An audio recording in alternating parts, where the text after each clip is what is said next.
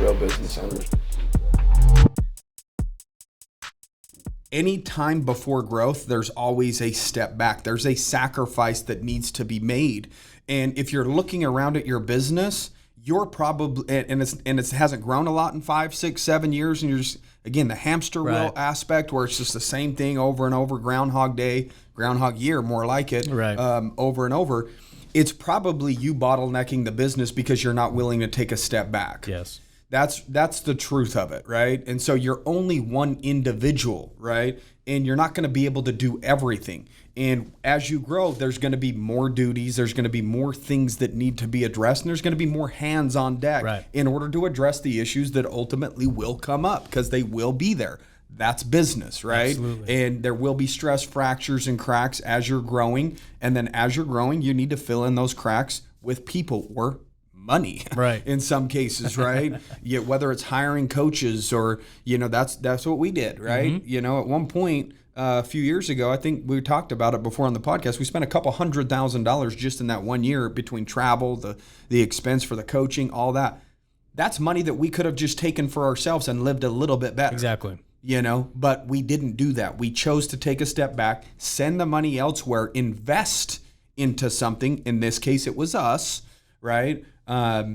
So that we could take 2, 3, 4, 5 steps forward. Right. And I think a lot of people are just looking forward, and they're not looking at how to continue to move forward when the reality is you taking a step backwards. Right. That's a fact. Whether you need a bigger office, you're going to have to pay yourself a little bit less because we had to furnish this whole new, bigger office, all new computers, all new chairs, multiple fridges, the break room's completely. This was completely different and outside of the normal for us prior to moving into this office, and now it is just a new normal. But again, these are areas where we had to sacrifice and take a step backwards financially. Yep. And the reason why we're talking about this topic is because just over the last few episodes, you've heard us talk about trying to step away from more of the day-to-day operations and let our leaders step up and run the day-to-day, and solve the problems and lead the culture, right? What we were talking about right before this episode is a prime example of it, man. It's like,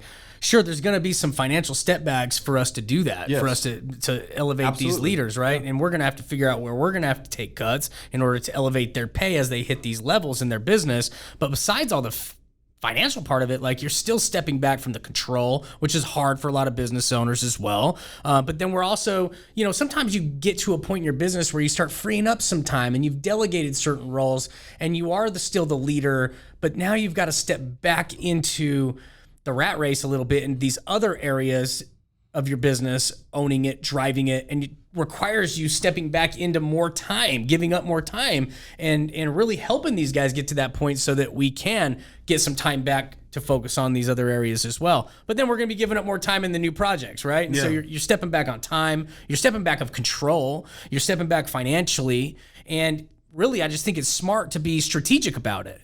Right? Like a construction company. Let's say, man, you go out and you start your construction company. Let's say you're a tree trimming business, right? And you're the best tree trimmer in your area, right? And you get this name. You do all the right things in business. You get this name in your community of like, man, he's the go-to for your tree trimming business. You got a few guys working underneath you. You guys get up. You do a great job trimming trees.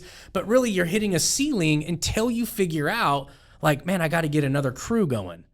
In order to get another crew going, you got to get more equipment. You got to get more trucks. You got to get a leader to fill your shoes. And if you haven't been focusing on that leader, you can't really let him step up and you step back from that crew and let him run another crew, right? And so there's really just steps to it, and you got to be strategic about it, because in order for you to break through those ceilings, you have to make these moves. Otherwise, you will hit a ceiling. Because if you're Ron and you own that tree trimming business and you're just like, man, I've got a crew of 3-4 guys. We go out, we crush it. I make $300,000 a year and my business does $1 million a year. You're stuck there because you're only one person. You only have so much time, right? So you really have to be strategic about it instead of like looking down on it. Because I feel like that's what happens. And I did it for a long time. I did it where I was like, man, I just feel like I'm always taking these steps back.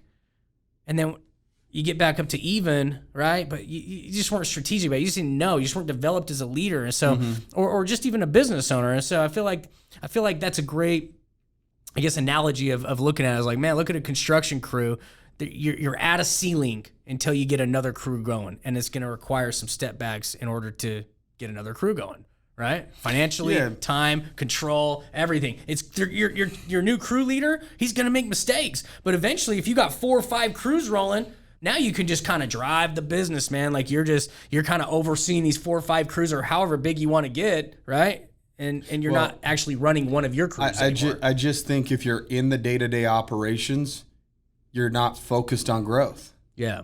And if you're not focused on growth, you're probably not going to grow. Right. You're just literally busy with the day's work that's ahead of you, or the problems that you're solving that day. And so you get so sucked into the day that you don't get to actually think about where you're wanting to go in 2 years, 3 years, 5 years.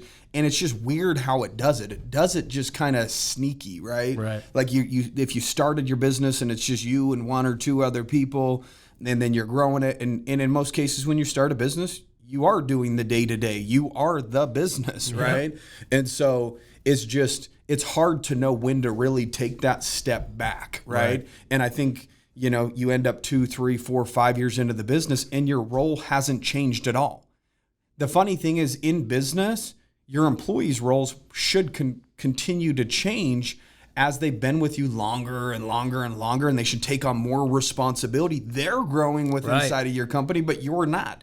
You're stuck doing the same shit over and over and over. And then what happens, man, is like not only are you as the owner, when you're at your ceiling, you start becoming unfulfilled, but your employees, they aren't growing because they're stuck in their role because you won't get out of the way so they can take on some of your roles. So now they're unfulfilled, and you can't keep employees that way.